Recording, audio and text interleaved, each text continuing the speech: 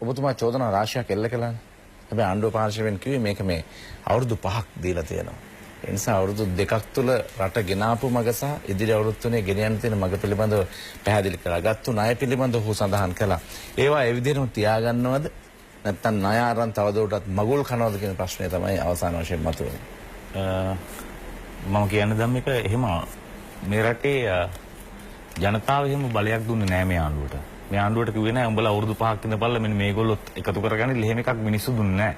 ඒක ඒ කණ්ඩායම් වල ඒ විදියට ඒක හදාගත්තා. කියන්නේ වසර 5කට ආණ්ඩු බලයක් දුන්නේ නෙමෙයි ඒගොල්ලෝ. මිනිස්සු දුන්නේ නැහැ. මිනිස්සු කාටවත් බහුතර බලයක් දුන්නේ නැහැ.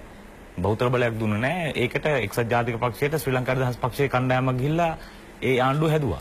ඒතකොට ඒක මිනිස්සු දුන්න ජනවරමක් නෙමෙයි. හැබැයි ධම්මික ඔබ විශ්වාස කරන්න දැන් ජනවාරි 8 වෙනිදා හිටපු කණ්ඩායමේ මම ඔබට පාරට බැස්සොත් ඔබට දැනගන්න හම්බ වෙවි, දැක ගන්න හම්බ වෙවි. එදා මහින්ද රාජපක්ෂ මහත්තයාගේ ආණ්ඩුවට තිබුණ විරෝධයට වඩා කොයිතරම් වැඩි ගුණයක විරෝධයක් මේ ආණ්ඩුවට තියෙනවද කියන කාරණේ. ඒක වෙන මොකවත් නෙවෙයි. දැන් මරිකාවන්තමක් කො ණය. හැබැයි ධම්මික මහින්ද රාජපක්ෂ මහත්තයා 2005 දී මේ ආණ්ඩුව ගන්නකොට 2005 අවුරුද්ද ගන්නකොට මේ රටේ ණය තිබුණා. යුද්ධයක් තිබුණා. ආර්ථික සංවර්ධන එක තැන තිබුණා. මිනිස්සු මහපාරේ මැරුණා. අනාගතයක් ගැන හිතන්න කිසිම හීනයක් නැති රටක් මේකේ තිබුණේ. හැබැයි මහින්ද රාජපක්ෂ මහත්තයා ගන්නකොට මේ ණයක් තිබුණා, යුද්ධෙත් තිබුණා, මේ සියල්ලම තිබුණා. හැබැයි මේ ආණ්ඩුවට අවසාන ඉතුරුනේ ගත්ත ණය වලින් හදපු රටකුයි. ගත්ත ණය වලින් දකින්න පුළුවන් වැඩ ටිකකුයි.